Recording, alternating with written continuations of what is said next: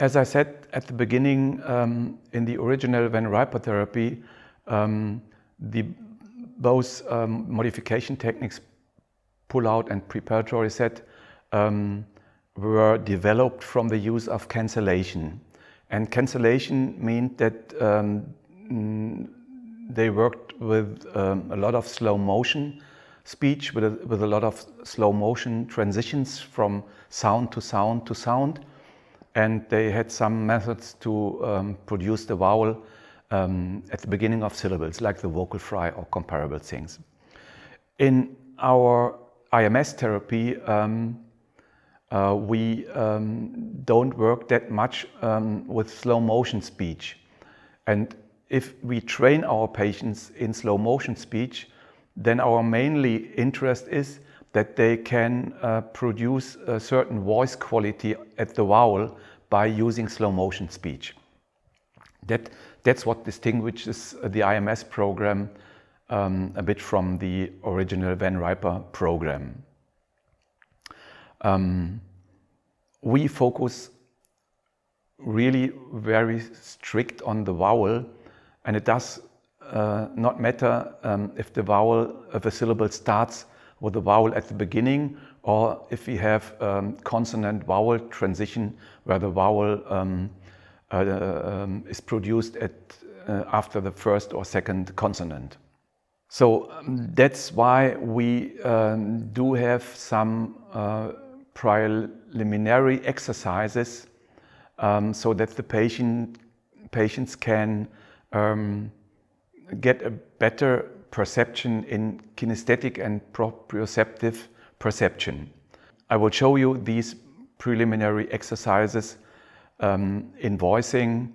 The background is also that Van Riper said a long-term success in stuttering therapy needs a good desensitization, needs that a patient can reduce his negative feelings, his stress that occurs with stuttering. And the second Van Riper brought into therapy was that he said persons who stutter have to learn to get a better perception in kinesthetic and proprioceptive perception. And I also our therapist who focuses very much on teaching patients in becoming better in kinesthetic perception and proprioceptive perception, which means tension perception, especially in the larynx. The first preliminary exercises on the vowel is that we ask our patients to produce a vowel like in normal loudness for about 3 to 4 seconds. I will give you an example. And then we ask our patients to do this not with normal loudness, but as quiet as possible. And I give you an example for that. And we exercise that for different vowels. For example, E would be E,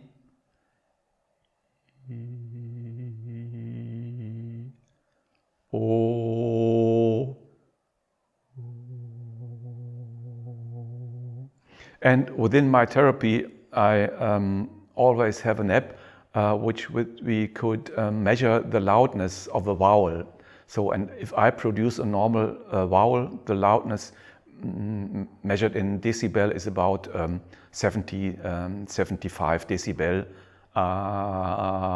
And if I do it as quiet as possible, but not whispering, it's with voice, it would be about 55 to 58 decibel. So we show that to patients so that they have a kind of measuring this. But for us, it's necessary that we ask them what they feel if they do a vowel voicing in normal loudness, in reduced loudness, so that they can start perceiving their voice. And the third exercise in that field is that we ask a patient to start the vowel as quiet as possible and then slide up for about 3 or 4 seconds, doesn't matter, to a normal vowel within normal loudness. I give an example for different vowels. A would be A, I would be I, E would be E. And if we would measure it, we could see that I always start about 55 decibel and go up to 70, 75 decibel. I start very quiet and then it becomes normal loud. This kind of producing a vowel at the beginning of a syllable will prevent from stuttering. So changing the voice quality within a syllable can help to prevent stuttering, and the patients will use this kind of voicing with syllables that start with a vowel in being sure not to go into a stuttering event and go into a block. I don't even have a theory why that really works. Also today, we don't know why the mechanism, we don't know the mechanism in our brain that cuts off a person that stutters within a syllable within the production of the vowel. Today we can look into the brain of people, of course also into the brain of persons who stutter, but we cannot find in this research what happens in the moment of stuttering within the brain and what at the end is the mechanism that stuttering occurs in this very regular way. My hypothesis is that the brain doesn't recognize a syllable with a soft and easy vowel at the beginning as a normal syllable. When we look on speech production theories, we are relatively sure today that our speech is organized from our brain in syllables. Everybody of us has about a few thousand ready programmed syllables within the brain. For example, the sentence, "What time is it?" These syllables, "What time is it?" These 4 syllables are pre-programmed within our brain, and our brain sends it to the articulatory system and to the larynx system, and then sentences are produced. Our brain does not put sounds together, does not put together T, I, M, and E for the word time. The word time is pre-programmed and we use it this way. And I think that's my hypothesis, that the brain will not recognize a syllable produced with a soft and quiet vowel at the beginning as a normal syllable.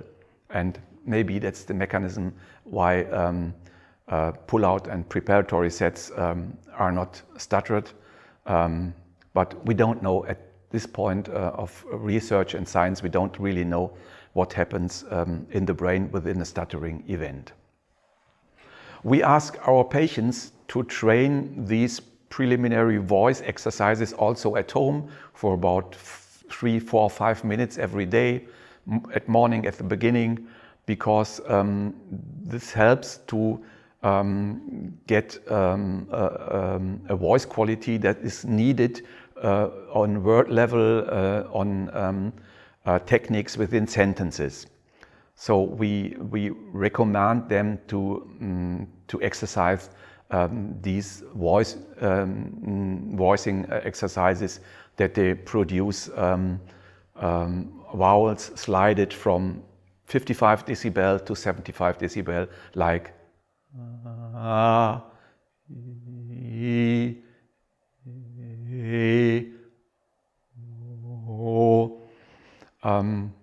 to get a successful stuttering therapy result, it's necessary that patients learn to perceive their voicing and also to perceive their consonant vowel transitions, as will I show now soon. I will now go directly over to preparatory set production, and we start with words or syllables beginning with a vowel. For example, the word America as a preparatory set starts with a soft and smooth and quiet vowel at the beginning. And I give an example for the word America as a preparatory set. It would be America. So the patient starts with a very quiet A, with a very quiet vowel at the beginning, then in 2 or 3 seconds gets to normal loudness, and then the rest of the word is spoken normally. I'll repeat it once, America. So now some examples on word level, and I always say the word in normal production and then as a preparatory set. Iceland, Iceland. Electrician, electrician. Originally, originally. Understanding, understanding. Often, often. Alaska, Alaska. So you can hear I always start with a quiet and soft, easy onset on the vowel, and then it becomes, after 1 or 2 seconds, it becomes normal. That's a preparatory set on word level. The same like words beginning or syllables beginning with a vowel are the words or syllables beginning with an H at the beginning.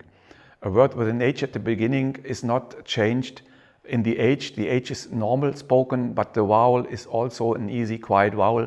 I give an example for handicap as a preparatory set would be handicap. I don't eliminate the H, but I produce a soft and easy vowel at the beginning. Some other examples would be hungry, hungry. Handcart, handcart. History, history. Helpful, helpful. Herring, herring. Now the informations for the preparatory sets are for words or syllables starting with a consonant at the beginning. And we also have preliminary exercises for that, like for the vowel, when we do the loudness curve, we have the same exercises for consonant vowel transitions, and we exercise it with syllable like ma or vu or li. I will give an example. Ma would be that I prolong the M for about 1.5 seconds, and then I go over by a very slow motion movement to the vowel, but I also have to control that the loudness to the vowel goes a little bit down. I will give an example for mo. Mo in exercise would be oh. As you can hear, the M is with normal loudness, then I go over with slow motion to the A or to the O, and the vowel becomes more smooth and more quiet, and then I go up to normal loudness, and it sounds like I've given a few examples for syllables. Mo would be mo. Va would be va. Fi would be fi. And we always recommend to our patients that they will do these preliminary exercises together with the vowel exercises in order to get a better voice perception, and it's a new quality to go over within a consonant vowel transition, to go over to the vowel with a quiet and soft vowel. So that means the easy onset at the beginning of a syllable with the vowels we want to have in the consonant vowel transition. And we start on the level of preparatory set, also again on word level, and we start with sounds that can be prolonged, like M or W or N. And I'll give you an example. The word mastermind as a preparatory set would be mastermind. So I start with a normal M and they go down, mastermind. The vowel becomes quiet and then goes up to normal loudness. Nearly 80% of the persons or the patients in our therapy, when they produce a very slow movement from the consonant to the vowel, like mastermind, they will produce a vowel that is quiet and soft. But about 20% of the patients, they do a good slow motion transition, but the vowel will not become more quiet or has another quality that is wanted for the preparatory set. So we advise our patients not only to focus on slow motion movement from consonant to the vowel, but also to get a perception of the vowel production. And I'll give some examples for preparatory sets beginning with prolongable sounds. Waterfall, waterfall. Gentleman, gentleman. Nutcracker, nutcracker. Loveliness, loveliness. Never mind, never mind. Sunday, Sunday. And you may see that sometimes I can control the slow motion movement because there is a bigger movement, for example, from M to A, but in some words like loneliness, there is not such a big movement. You cannot control slow motion movement that good. So therefore, on a word like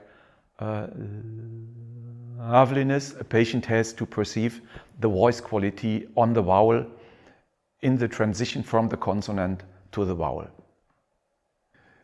It is not that hard to produce a preparatory set on syllables or words starting with a prolongable consonant. But we have a lot of words in German, in English, in other languages that begin with a stop plosive, with T, K, B.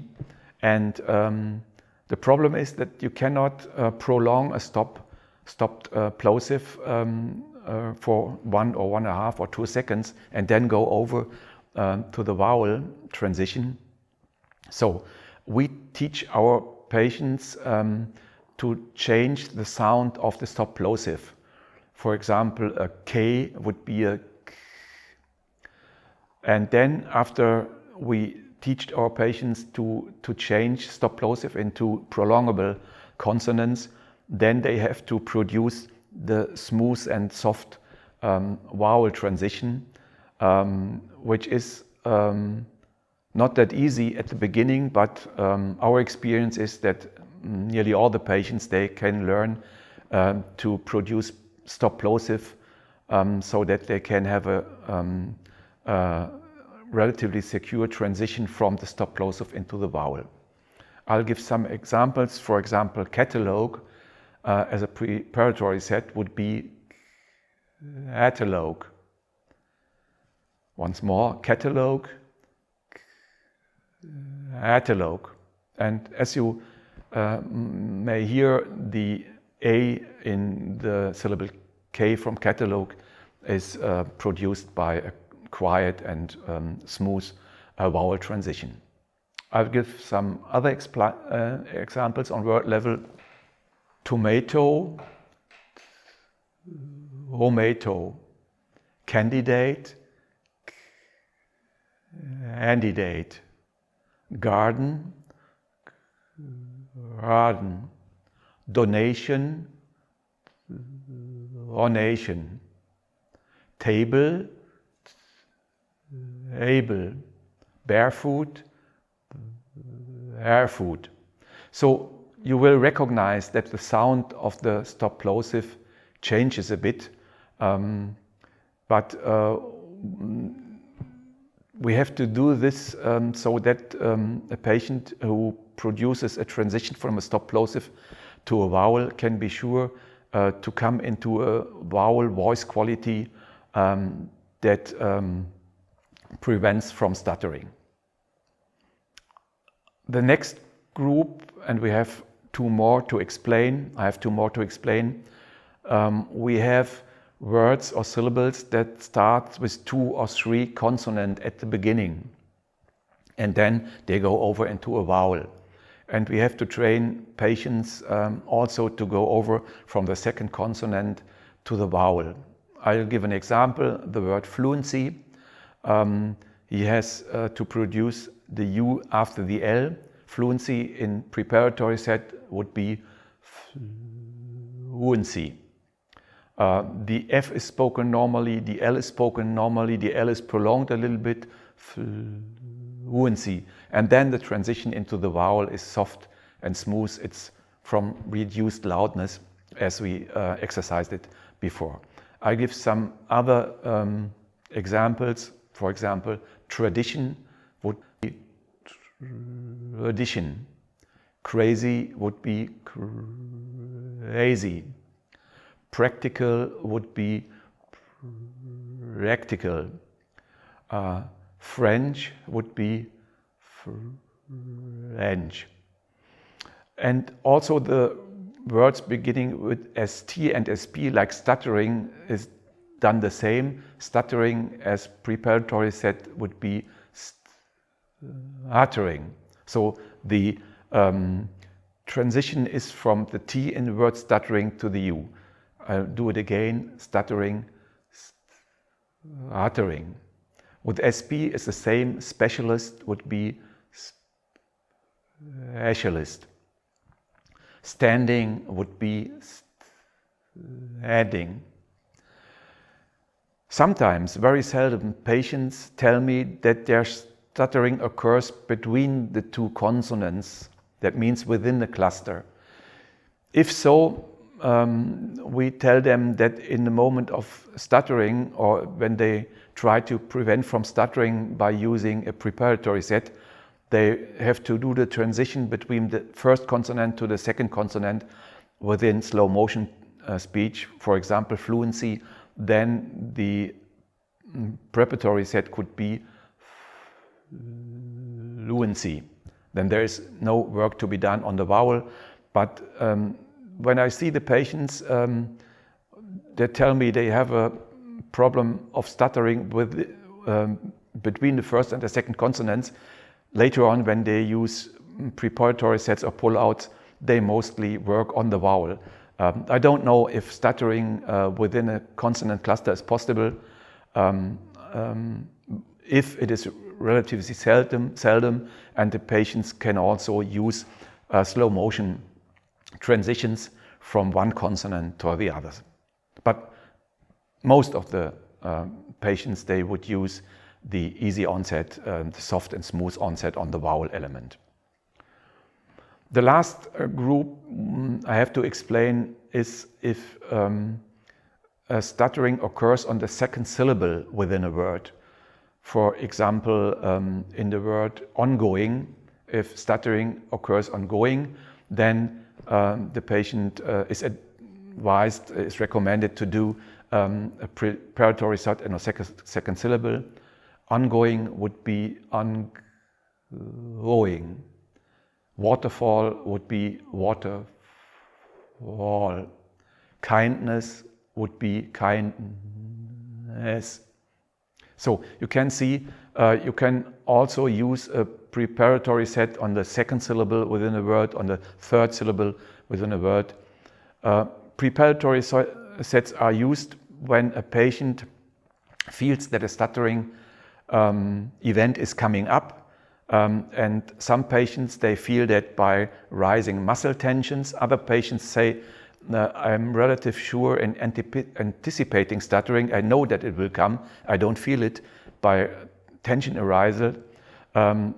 Anyway, patients use preparatory set to prevent from stuttering, and so they can use this in every syllable position of the word. They can get fluent by using prolongations, by using preparatory set, although if they don't need preparatory sets. Most of the patients, they know if I have about 5% of my words spoken in preparatory set, then I can be sure that stuttering will not occur that much as normally. So taking over preparatory sets in spontaneous speech in a certain frequency, in a certain individual frequency, can lead persons to stutter to a very strong reduction of stuttering. As I said before, in our IMS therapy program, we don't use cancellation in the modification phase. We use cancellation in the stabilization phase. So in Preparatory therapy, they started with cancellations, and then the pull-out was developed from the cancellation, and after the pull-out, the preparatory set. In our therapy, directly after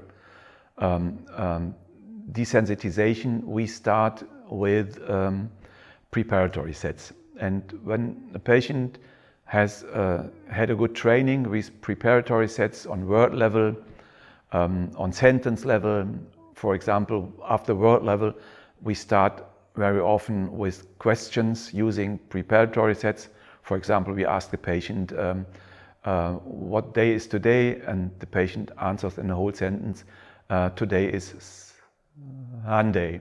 Or what is the name of your father? And the patient says, the name of my father is William. So we first try to exercise preparatory sets on word level, then on sentence level, and then we go over to spontaneous speech. For example, we ask our patient, give a few sentences about your last holiday and use about 5 preparatory sets. So, and we have exercises to go on and on using preparatory sets.